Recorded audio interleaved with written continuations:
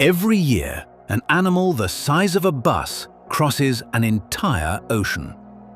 It does it without a map, without a coastline to follow, without ever once stopping to rest, the way we would understand rest.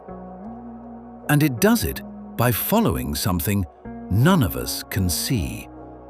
A river that runs through the middle of the sea.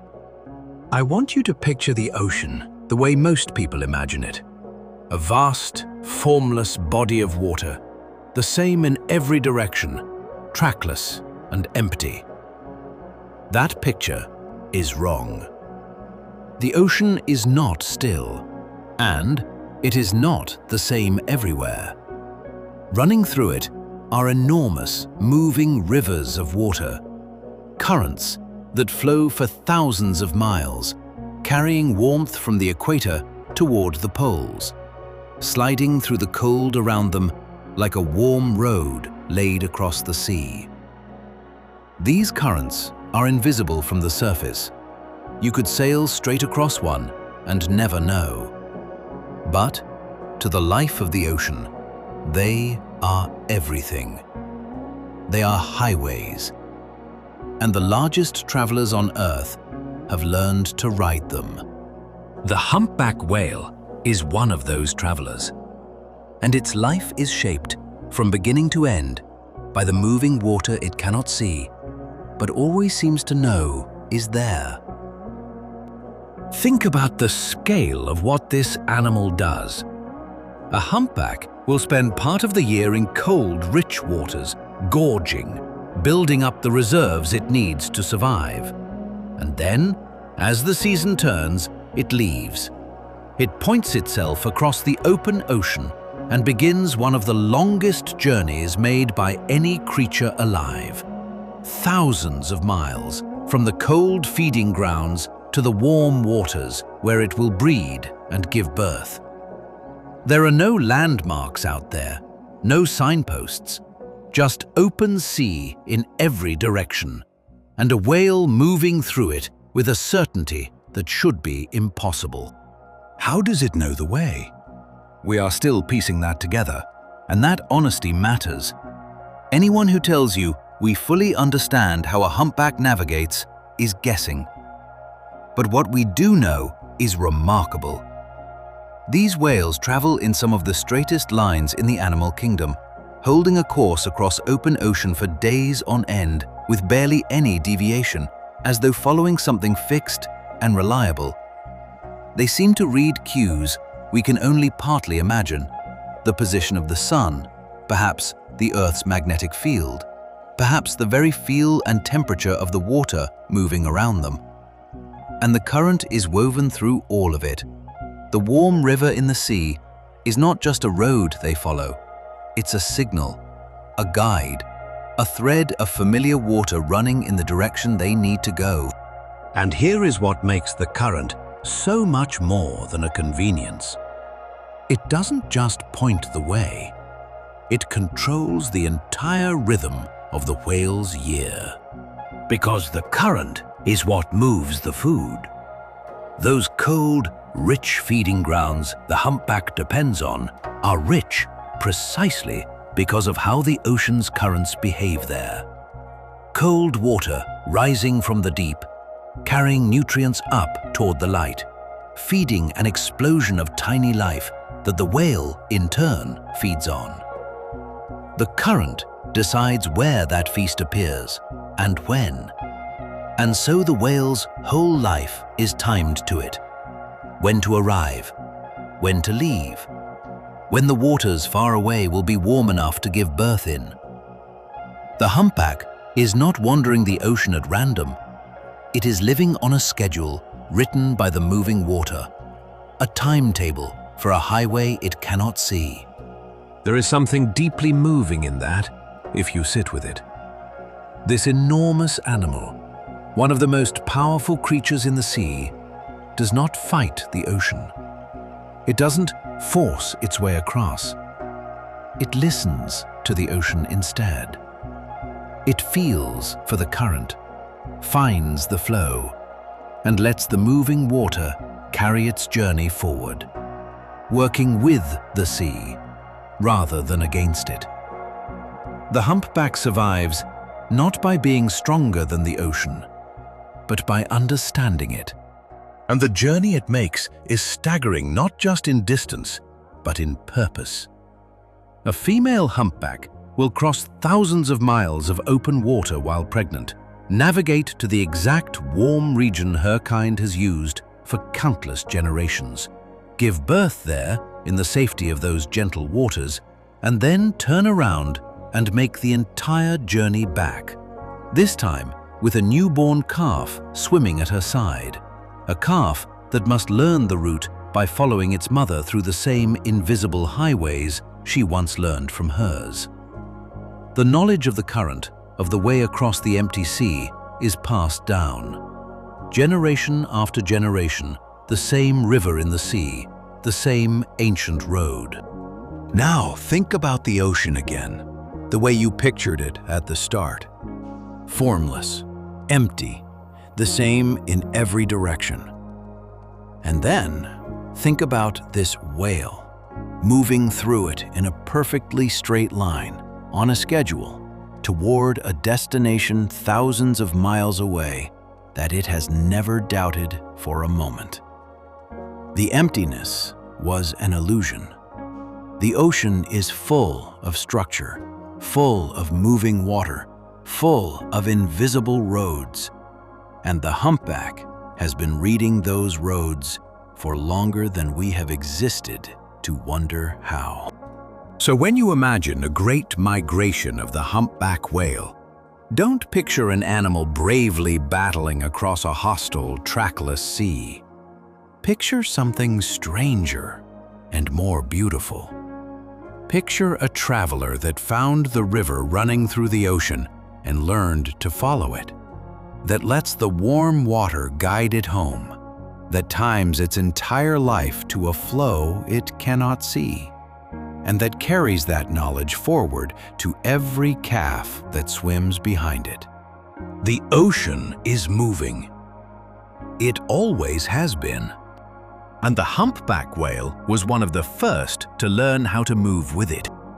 There is a moment, on a beach somewhere along the Atlantic, when a creature smaller than your hand breaks out of the sand, scrambles down to the water in the dark, and is swept away into an ocean that should kill it within days.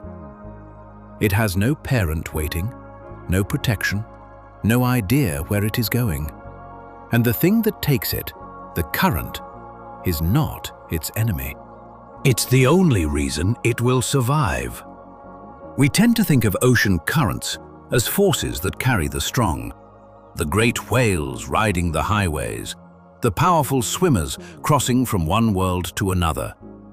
But the current does something far gentler and far stranger than that. It also raises the helpless. For one animal in these waters, the moving river in the sea is not a road it chooses to travel as an adult. It is a nursery it is born into. A current that picks up the smallest, weakest version of the animal and carries it through the most dangerous years of its life. That animal is the green sea turtle. And its story begins not with strength, but with total vulnerability. Picture the hatchling. It emerges from a buried nest in a frantic rush, one of many, and makes a desperate dash across open sand toward the sound and shine of the sea. Everything wants to eat it. Birds from above, crabs from the side, fish the moment it touches the water. The odds against a single hatchling surviving even its first hours are staggering. And yet, the ones that reach the waves don't simply swim out into the blue and start their lives. They do something we are only beginning to understand. They swim with everything they have away from the shore, and they find the current. Once they reach it, the moving water takes over. The hatchling, far too small and weak to cross an ocean on its own, is lifted into the flow and carried. For the next part of its life, years in fact, the young turtle drifts with the great currents of the Atlantic, riding the river in the sea through a chapter so hidden that scientists have a name for it that tells you everything about how little we know. They call them the lost years. The young turtles vanish into the open ocean, carried by the current, and for a long stretch of their early lives, we genuinely lose track of them. They are out there, somewhere in the moving water, growing up in a nursery the size of an ocean. And it is a nursery, in every real sense. The current doesn't just carry the young turtle, it feeds it and shelters it. The same flow that moves the water gathers floating mats of seaweed and drifting life, and the little turtle lives among them, hidden in the floating cover, surrounded by small food the current concentrates, drifting through the open sea in a moving sanctuary it never has to build. The thing that swept it away from the beach is the same thing keeping it alive. The current is mother and home and highway all at once, for an animal far too small to manage any of it alone. Now here is where the story turns from remarkable to almost unbelievable. Because the turtle does not drift forever, it grows. Over those lost years in the current, the helpless hatchling becomes a strong young turtle, and then a powerful adult. And when the time finally comes, years later, after a journey of thousands of miles carried on the moving water, it does something that should not be possible. It goes home.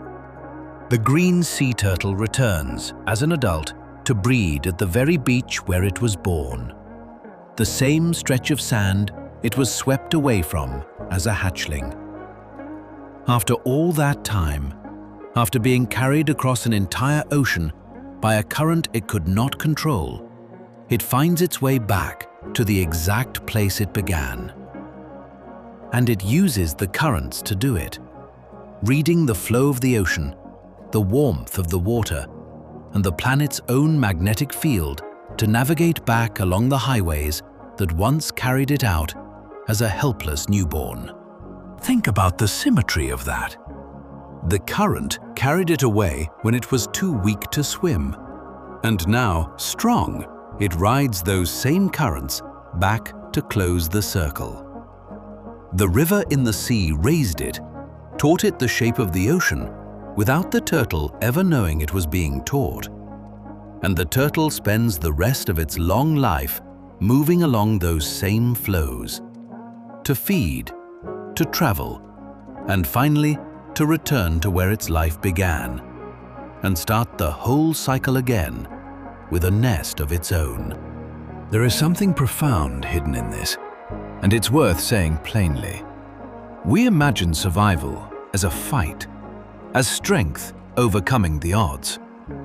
But the green sea turtle survives its most dangerous years by doing the opposite of fighting, by surrendering to the current, by letting the moving ocean carry it, shelter it, and raise it, until it is strong enough to travel that ocean on its own terms.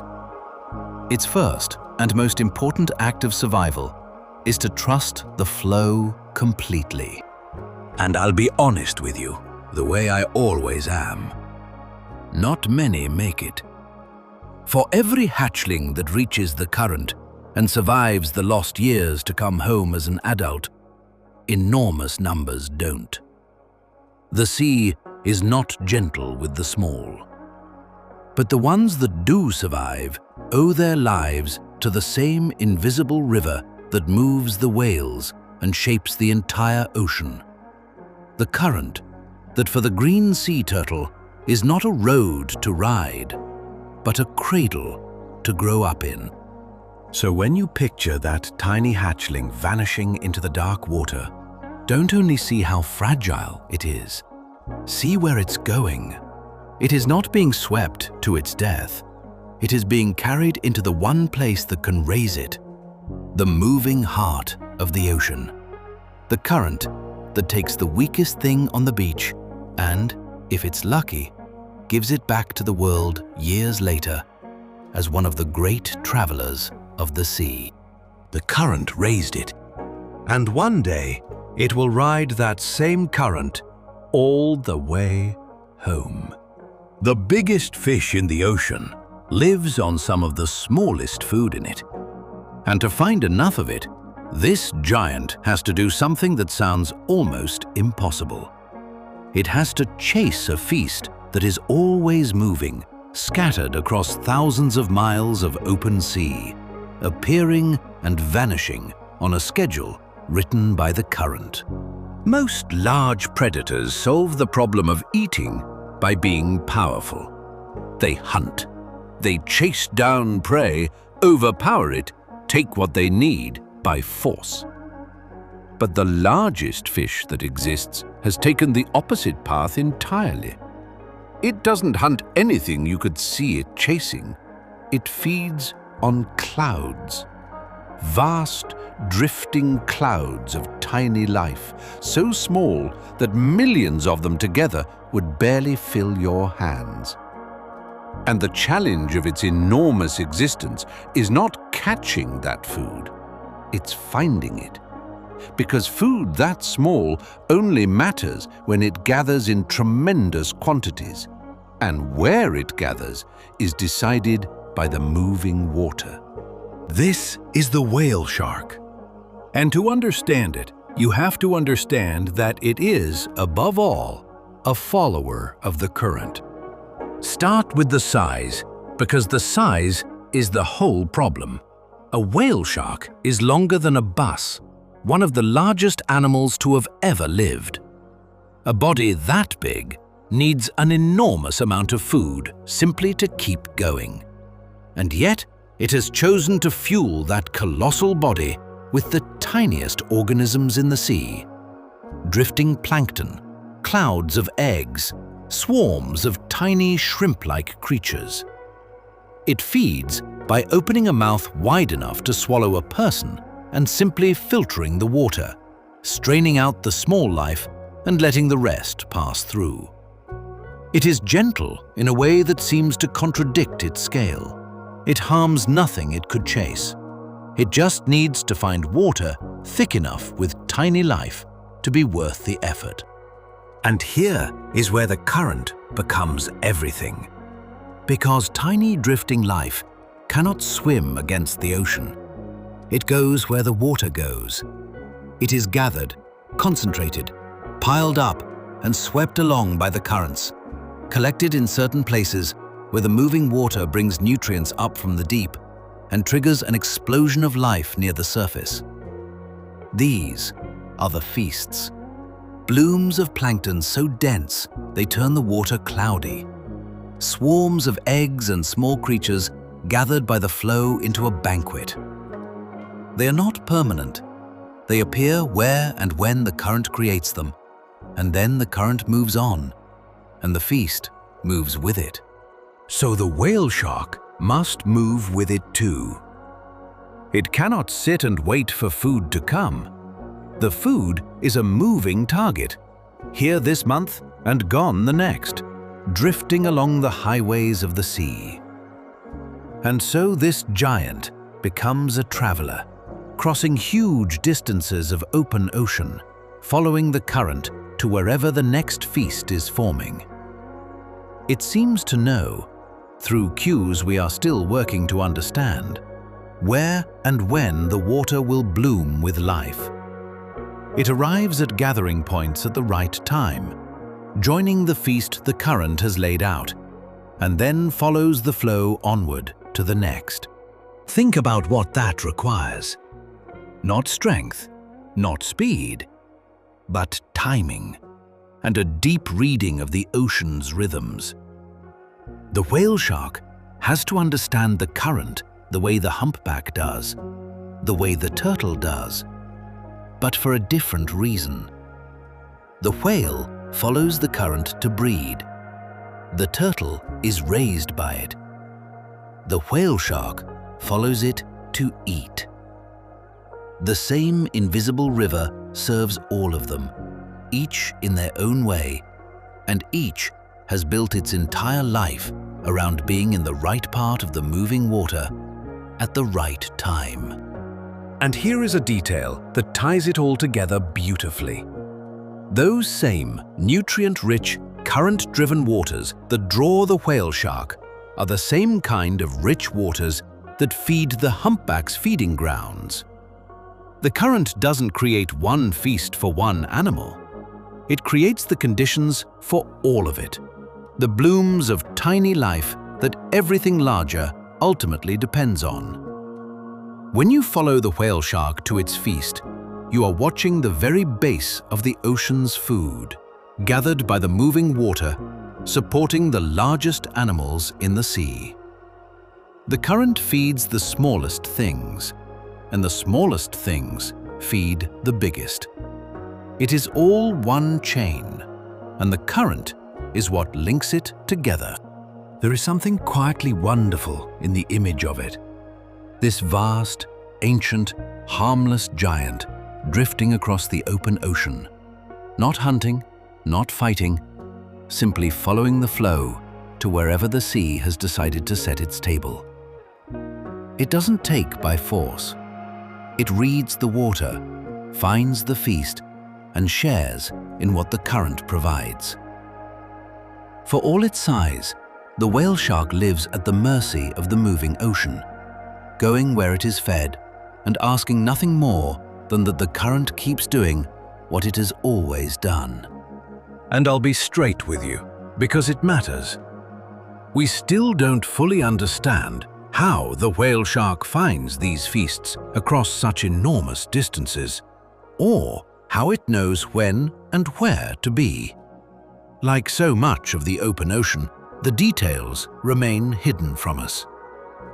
What we do know is the shape of it, that this giant is bound to the current, that its life is a long journey between moving feasts, and that without the flow gathering the ocean's smallest life into clouds dense enough to matter, the largest fish in the sea simply could not exist.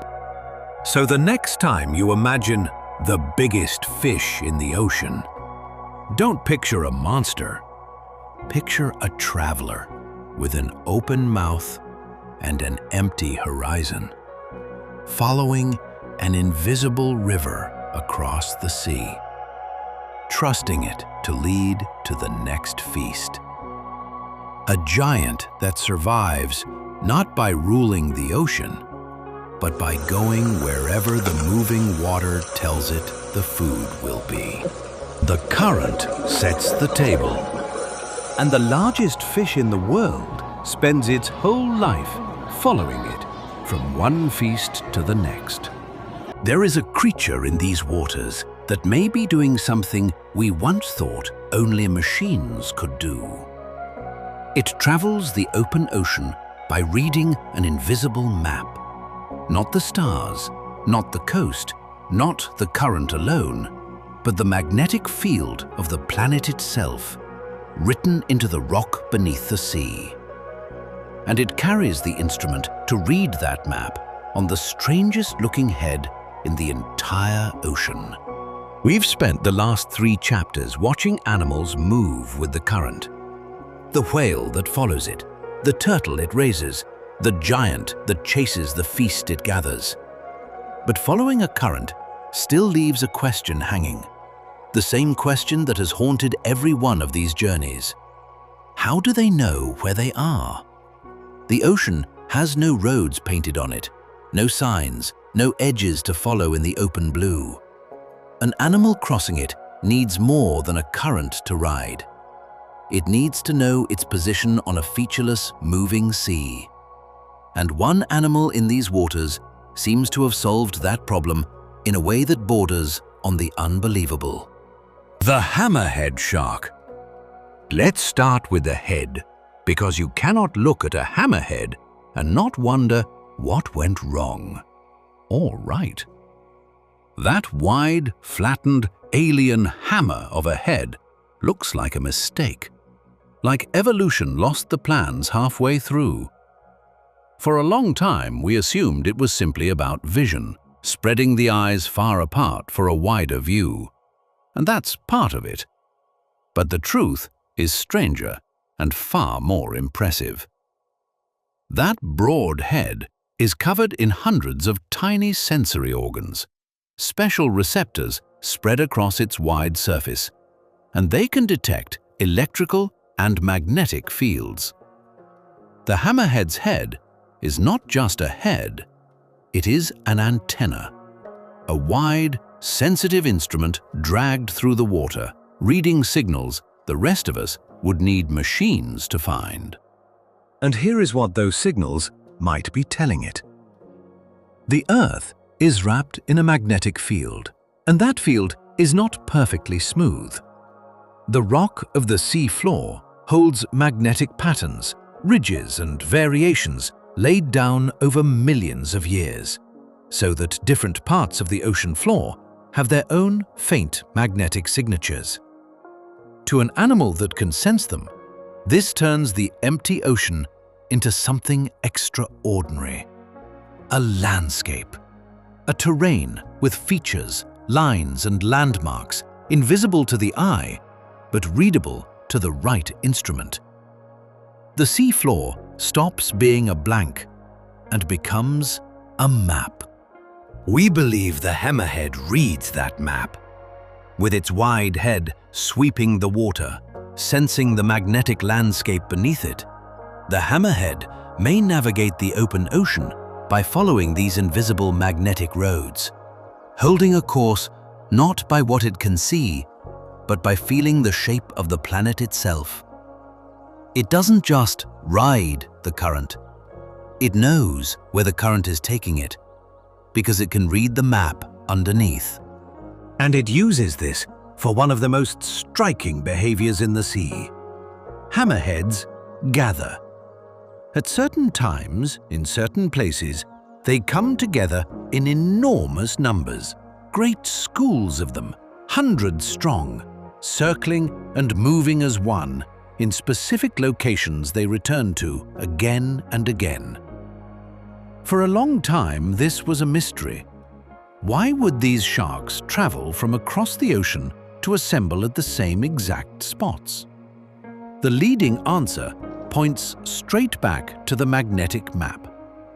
Those gathering points may sit on magnetic features, landmarks on the invisible terrain that the hammerheads use as meeting places and waypoints, navigating to them across open water the way we might navigate to a mountain we can see from far away.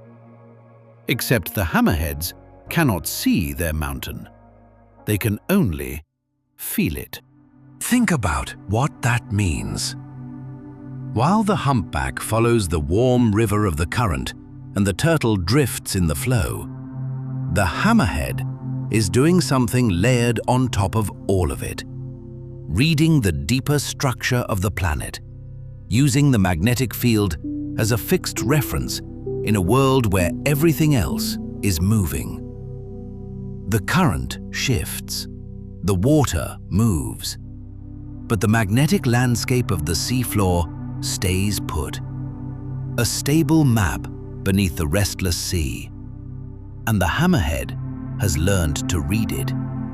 It has, in a sense, an internal compass and a chart, built into its own body, refined over millions of years. There is something humbling in that, if you let it land. We are proud of our navigation. We built compasses, then satellites, then machines that can tell us our position anywhere on Earth. And here is an animal that has been doing a version of the same thing for far longer than we have existed, with no instrument but its own strange head, sensing the invisible field of the planet, reading a map no human eye can see, crossing the open ocean and arriving exactly where it intends. We thought that strange head was a flaw. It may be one of the most sophisticated navigation tools in the natural world. And I'll be honest with you, the way I have been the whole way through. We have not fully proven all of this. The hammerhead's magnetic sense is real, and the gathering points are real. But exactly how it pieces them into navigation is still being studied, still partly a mystery. Anyone who tells you we've completely solved it is overreaching. What we can say is that the evidence points to something genuinely remarkable, an animal reading the magnetic landscape of the planet to find its way across a trackless sea. The full picture is still coming into focus, but even what we can see is astonishing. So the next time you see that wide, strange, hammer-shaped head and think it looks like an accident, remember what it might really be. Not a mistake, an instrument. An antenna for the invisible field of the Earth, sweeping the water, reading the map written into the rock below, guiding one of the ocean's great travelers across the open blue with a precision we are only beginning to understand. The current shows these animals the way. But the hammerhead carries something more. The ability to read the oldest map there is, the one beneath the moving sea, the one written into the planet itself. And it reads it with its face.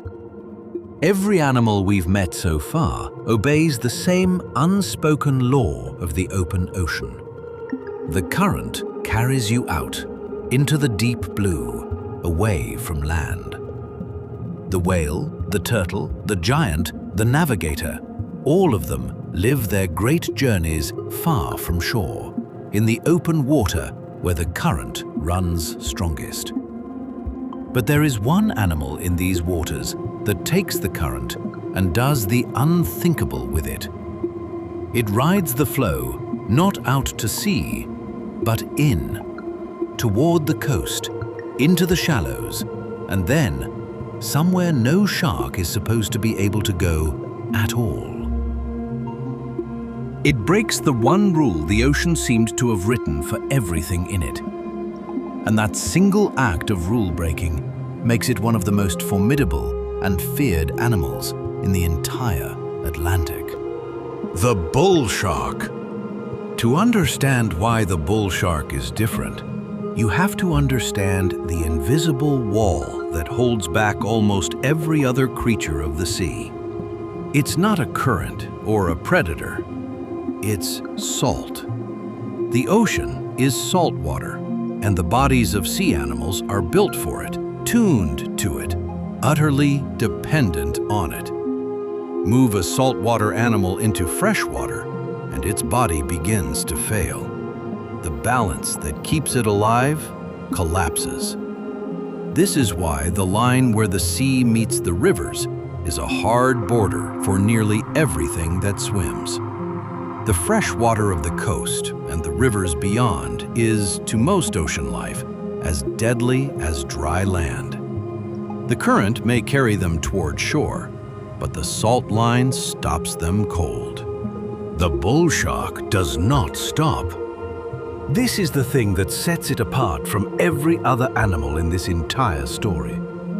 The bull shark's body can do something almost no other shark can. It can adjust itself to handle fresh water. It can regulate the salt in its own body, switching between the salt sea and fresh water as though the deadly border were nothing more than an open door. And so, where every other ocean traveler is pushed back at the coast, the bull shark simply keeps going. It rides the current in toward land, moves through the shallows where the great open ocean hunters cannot follow, and then pushes onward, into bays, into estuaries, up into rivers, far inland, into water that should kill any shark that enters it. Think about what that gives it.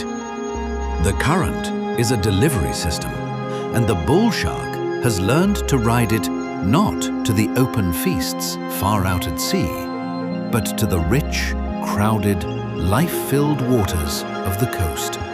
The shallows, where rivers meet the ocean, where nutrients pile up and prey gathers in enormous numbers.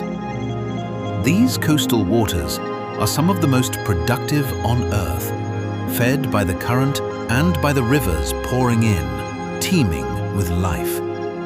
And the bull shark has them almost to itself, because it is one of the very few large predators that can hunt right up to the edge of the land and beyond it, into water no rival can tolerate. That is why it is so feared. Not because it is the biggest shark or the fastest, but because it is where you don't expect a shark to be. The open ocean hunters stay in the deep blue. The bull shark is in the shallows, in the murky coastal water, in the river mouths, in the very places people assume are safe, precisely because they are far from the open sea. It has used the current to colonize the one frontier other sharks can't reach, and it rules that frontier almost without competition. And there's a strategic genius hidden in this, beyond just the hunting. Those coastal shallows and river mouths, the brackish in-between waters where salt and fresh mix, they make ideal sheltered nurseries. Young bull sharks can grow up there, in waters too fresh for the big ocean predators that would otherwise hunt them, protected by the very salt border that keeps everything else out. The rule breaker's ability doesn't just open new hunting grounds, it opens a safe cradle for the next generation, in a place no other shark could use. The current carries the bull shark to the coast, and the coast gives it everything, food and safety both. There is something almost rebellious about this animal, and I think that's why it grips us. Every other creature in this story works with the ocean's rules. The humpback follows the current's schedule. The turtle surrenders to the flow. The whale shark goes where the feast is laid. They are all, in their way, obedient to the system the current has built. The bull shark looked at the one hard limit the ocean placed on its kind. You cannot leave the salt, and simply refused it. It found a way to go where nothing like it was meant to go, and in doing so, it claimed a whole world the rest were locked out of. I'll be honest with you, as always. This ability comes at a cost. Constantly adjusting its body between salt and fresh water takes real effort. And the bull shark isn't living in rivers permanently for fun. It's exploiting an opportunity most of its rivals can't touch. And it is not the mindless menace its reputation paints. Like every animal here, it is simply doing what its body allows, surviving by exploiting an edge no one else has. But that edge is extraordinary. In an ocean where the current carries everything outward and the salt line holds everything back, the bull shark turned the current inward and walked straight through the wall. So when you picture the great travelers of the Atlantic riding the current out into the open sea, remember that one of them is going the other way. Down the current, toward the coast, into the shallows, up into the rivers, into the impossible water. The one shark that took the ocean's strictest rule and broke it. The current carries everything out to sea. The bull shark is the one that rode it home, and then kept going, into a world that was never supposed to be open to it at all. So far, every animal in this story has belonged here. The current has carried them, raised them, fed them, guided them. But it has carried its own, the native travelers of the Atlantic doing what they have done for millions of years. Now we come to the chapter where the current does something darker, where the same invisible highway that gives life to this ocean became the road that delivered a disaster into it. Because the current does not check who rides it, it will carry anything. And one day, it began carrying something that did not belong. This is the story of how the Great Atlantic Current became a delivery system for an invasion, and how a single, beautiful passenger used those highways to spread into waters that had no idea it was coming, and no way to stop it. The lionfish. You would never suspect it of being a catastrophe. The lionfish is one of the most beautiful animals in the entire sea. Small, delicate, draped in long flowing fins like the feathers of an exotic bird, banded in bold stripes of red and white and brown. It drifts through the water with a slow, mesmerizing grace, more like a living ornament than a predator. And that beauty is exactly why this story begins the way it does. Because the lionfish did not swim to the Atlantic. It could never have crossed an ocean on its own. It was brought here, almost certainly by us, carried from its true home on the far side of the world and released somehow into Atlantic waters where it had never existed before. And then the current took over. Here is the part that matters for our story.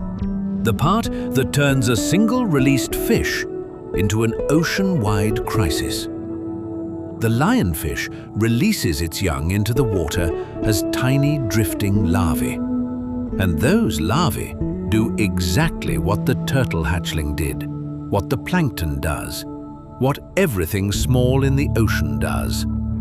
They go where the water goes. They enter the current. And the same highways that carry whales to their breeding grounds and raise sea turtles in their flow picked up the lionfish's young and carried them too, spreading them along the coast from one region to the next, seeding new waters with each generation. The current that built this ocean's life became the conveyor belt for something that would tear at it. Within a remarkably short time, the lionfish was everywhere. Riding the flow, generation after generation, it spread across an enormous range of the Atlantic, reaching reefs and coasts that had never seen anything like it. And everywhere the current delivered it, the same disaster unfolded. Because the lionfish arrived in a world with no defenses against it. Think about why that is. In its true home, the lionfish lived in balance, surrounded by predators that knew it, prey that feared it, a whole system tuned to keep it in check over millions of years. But the current dropped it into an ocean where none of that existed. The native fish here had never seen a lionfish. They didn't recognize it as a threat. They didn't flee. They simply let this strange, beautiful newcomer drift among them, until it opened a mouth far larger than its delicate body suggested and swallowed them whole. And it did this constantly, voraciously, consuming staggering numbers of the small fish these reefs depend on. Fish with no instinct to escape a hunter they had never encountered. And almost nothing could stop it. Those gorgeous flowing fins are tipped with venomous spines, a defense so effective that the few predators here big enough to threaten it quickly learned to leave it alone. The lionfish arrived carrying a weapon this ocean had no answer for. No predators to control it, prey that didn't know to run, a breeding rate that let it multiply faster than the native life could recover, and the current, faithfully, endlessly, carrying its young onward to colonize the next stretch of coast. This is the dark mirror of everything we've celebrated in this story. We've spent these chapters marveling at how the current gives life, how it feeds the giants, raises the helpless, guides the travelers home. But the current is not good or evil. It is just a flow, and it carries whatever enters it with perfect indifference. The same system that sustains this entire ocean became, in the case of the lionfish, the means of its own injury, spreading an invader through the Atlantic with the very efficiency that makes it such a miracle for everything else. The highway that carries life can carry harm just as well, and just as far. There is a real and sobering lesson in that, and it's worth facing honestly. The lionfish is not a villain. It is not malicious. It is doing only what every living thing does: surviving, eating, breeding, spreading wherever it can. It is simply doing it in the wrong ocean, a place that built no defense against it, and the catastrophe that follows is not the fish's fault. If anything, it is ours. We are the ones who carried it across an ocean it could never have crossed alone, and handed it to a current that did the rest. The lionfish didn't invade. We introduced it. The current merely finished the job we started. And the people who understand these waters are genuinely alarmed, because this is not a story from the past. It is happening right now. The lionfish is still out there, still spreading, still riding the flow into new waters, still eating its way through reefs that cannot fight back. Efforts to control it, to hunt it, to remove it by the thousand have barely slowed it, because you cannot catch them faster than the current can carry their young to somewhere new. So when you picture the great Atlantic current, the river in the sea, the giver of life, the highway of the whales and the cradle of the turtles, hold this chapter beside all the others, because that same beautiful, indifferent flow is, at this very moment, carrying a beautiful, indifferent passenger into waters that never wanted it, changing this ocean in ways that may never be undone. The current carries everything. That was always its gift. And now, for the first time, it has become its curse. After the darkness of the last chapter, the ocean offers us something gentler again. Out in the open Atlantic, gliding through the blue on wings that span wider than a car, is an animal that has built its entire life around a single, patient skill: finding the richest water in the sea. Not the strongest current, not the fastest highway, but the fullest water. The places where the flow has gathered life into such abundance that an animal can simply open its mouth and glide through a feast. It doesn't fight for this. It doesn't hunt. It reads the ocean for richness, the way the hammerhead reads it for direction. And it follows that richness wherever the current carries it. The manta ray. The first thing to understand about the manta is that it is not built like anything else in this story. It has no teeth worth speaking of, no weapons, no aggression. What it has are wings. Enormous, graceful, wing-like fins that it beats slowly through the water in a motion so smooth it looks less like swimming and more like flying. A large manta can span an extraordinary width, and yet it moves through the open ocean with a calm, almost weightless grace, banking and turning through the blue like a great bird riding the wind.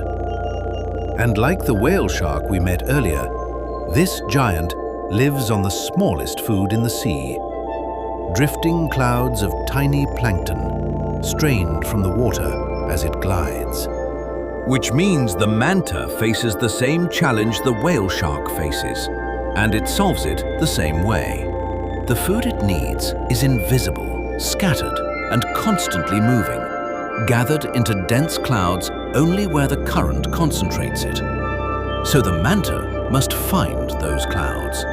It must locate, across the vast open ocean, the specific patches of water where the flow has piled up tiny life into a feast worth gliding through. And it has become exquisitely good at this, at reading the ocean for productivity, sensing where the rich water is, and going there. But here is what makes the manta's version of this story distinct. What separates it from the whale shark. The manta is a creature of the current's edges and surfaces, and it has learned to feed in ways that turn the moving water itself into a tool. Where currents meet, where flows collide or sweep around a feature in the sea floor, the water churns and concentrates its tiny life into especially dense gatherings. The manta seeks out exactly these places. And once it finds a rich patch, it doesn't just glide through once and leave. It performs something remarkable. Looping, somersaulting, turning slow backflips through the densest part of the cloud, circling back again and again through the richest water, using its own graceful acrobatics to feed as fully as possible before the current carries the feast away. Think about the intelligence in that. The manta is not powerful. It cannot make food. It is entirely at the mercy of where the current decides to gather the ocean's smallest life. But within that limitation, it has become a master, a reader of rich water, a follower of the flow's most generous moments, an animal that has turned patience and grace into a way of life. It goes where the ocean is fullest, and when it gets there, it makes the most of every moment the current gives it. And the manta does something that reveals just how much it depends on these gatherings. At certain places and times, where the current reliably concentrates food, mantas come together, sometimes many of them at once, gathering in the rich water to feed side by side, gliding and looping through the same abundant patch. These gatherings happen because the current makes them possible, drawing the food into one place and the mantas in after it. It's another of the ocean's assemblies, like the hammerheads, but built on a different need. Not navigation, but nourishment. The current sets the table, and the mantas arrive together to share it. There is a quiet wisdom in the manta that I find genuinely moving. It lives in complete acceptance of its place in the system. It does not rage against the ocean or try to bend it. It simply watches the water, follows the richness, and trusts that the current will keep gathering the feast it needs. Its whole existence is an act of faith in the flow, a belief written into its biology that if it reads the ocean well enough and follows the right water, the sea will provide. And the sea does, as long as the current keeps doing what it has always done. This is the same truth we've seen all the way through, shown one more time from a new angle. The current feeds the smallest life. The smallest life feeds the giants. The whale shark follows the feast, and so does the manta, each in its own way, each gliding the open ocean in search of the rich water the flow creates. Strip away the current, and these gentle giants have nothing.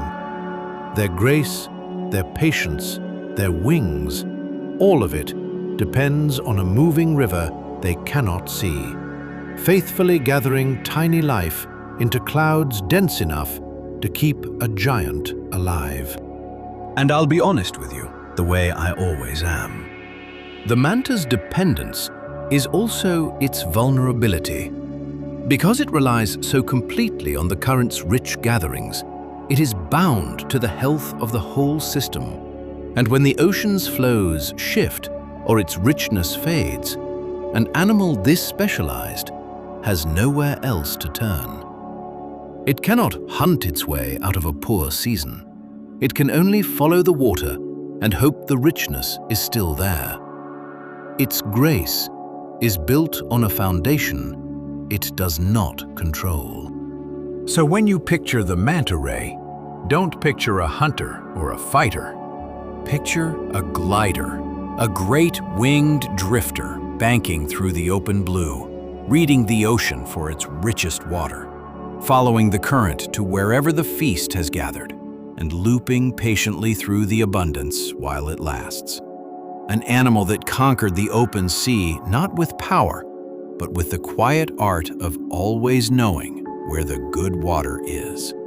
The current gathers the feast, and the manta ray spends its whole graceful life following it to the table. Every river runs to a destination, and the great river in the sea, the current we have followed across this entire ocean, from the open blue to the deep feasts to the magnetic highways, has one too. After all those thousands of miles, after carrying whales and raising turtles and gathering feasts for giants, the current finally arrives somewhere. It comes to rest at the edge of the land, in the warm shallows where the sea meets the shore. And waiting there, lying quietly on the bottom of the world the current built, is the animal where our journey ends. We've spent this whole story out in the open ocean, riding the flow. Now, at last, we follow it all the way in, to the place every current is ultimately heading, and to the creature that lives where the great journey finally comes to ground. The stingray. It's a fitting place to end, because the stingray is the opposite of everything we've watched until now. The humpback crossed the world. The turtle drifted for years. The hammerhead read the planet's magnetic map. The manta glided endless open water. They were all travelers, restless, always moving. The stingray is still. It lies flat on the sea floor of the warm coastal shallows, half buried in the sand, going almost nowhere. After a whole documentary of motion, we arrive at last at stillness. And at first glance, the stingray seems to have nothing to do with the current at all. But look closer, and you'll see it is the current's final achievement. Because those rich coastal shallows where the stingray rests are not rich by accident. They are the destination of everything the current has been carrying. All that nutrient-laden water, all that gathered life, all those drifting young swept along the highways of the sea, much of it ends here, delivered to the warm shelf waters where the ocean meets the land. The current spends its whole journey gathering the ocean's wealth, and then it lays that wealth down at the coast, creating some of the most productive, life-filled water on the entire planet. The stingray didn't follow the current across the sea. It simply settled where the current finally delivers everything, and let the richness come to it. And what a place it chose. The coastal shallows are a nursery for the whole ocean, fed by the current and by the rivers pouring in, warmed by the sun, packed with life. It is where countless sea creatures begin, where food is endless, where the flat, sandy bottom hides a buffet of buried shellfish and small prey. The stingray is built perfectly for it, a living disc, flattened to lie against the seabed, its mouth underneath, designed to glide just above the sand and find the hidden life the current's bounty has buried there. It doesn't need to chase a moving feast across the open ocean like the whale shark or the manta. The feast came to it. The current carried the ocean's richness all the way to the stingray's doorstep and stopped. There's a beautiful completeness in that, and it's why this is the right animal to close on. We began with the humpback, crossing thousands of miles, working with the current at the grandest scale. We end with the stingray, lying still in the shallows, living off the same current's final gift. Between them, every animal played its part in the same vast system. The whale, the turtle, the giants, the navigator, the rule breaker, even the invader. All of them connected by one moving river of water, each meeting it at a different point in its endless journey.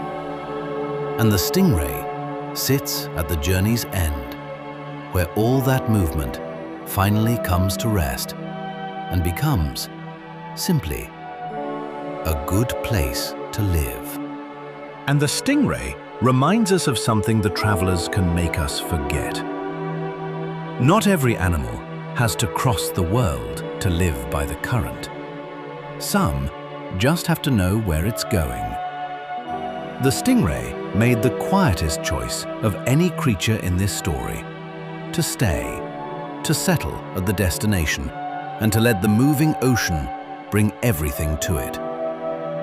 While the others spent their lives in motion, reading the flow, chasing the feast, the stingray understood something just as wise: that if you settle in the right place, at the end of the great river, the river will provide. The current does the traveling. The stingray simply waits at the end of the road. I'll be honest with you one last time, the way I have been all the way through. The stingray's stillness is not weakness, and it is not laziness. It is a different kind of mastery. The mastery of place over motion. And it is not without danger. The coastal shallows it depends on are the waters closest to us, the most affected by what happens on land, the most easily harmed. The stingray's quiet world at the end of the current is also the most fragile part of the whole system, because it sits right at the meeting point of the ocean and everything we do to it. The destination of the great current is also the place where the ocean is most exposed. But on a calm day, in the warm shallows, none of that is visible. There is only a stingray resting on the sand, in water made rich by a journey it never had to take, at the end of a river that runs invisibly through the entire sea. So this is where we leave it. Not in the open ocean where we began, but here, at the quiet edge of the world, where the great current finally comes home. We followed it across the Atlantic, watched it carry the largest animals on Earth, raise the smallest, feed the giants, and shape every life that touched it. And it ends here, gently, in the shallows, having delivered the whole ocean's wealth to a flat sandy bottom where one still creature lies waiting. The current never stops moving. But everything it carries has to arrive somewhere. And this, the warm, rich, quiet shallows at the edge of the land, is where the great river in the sea was flowing all along.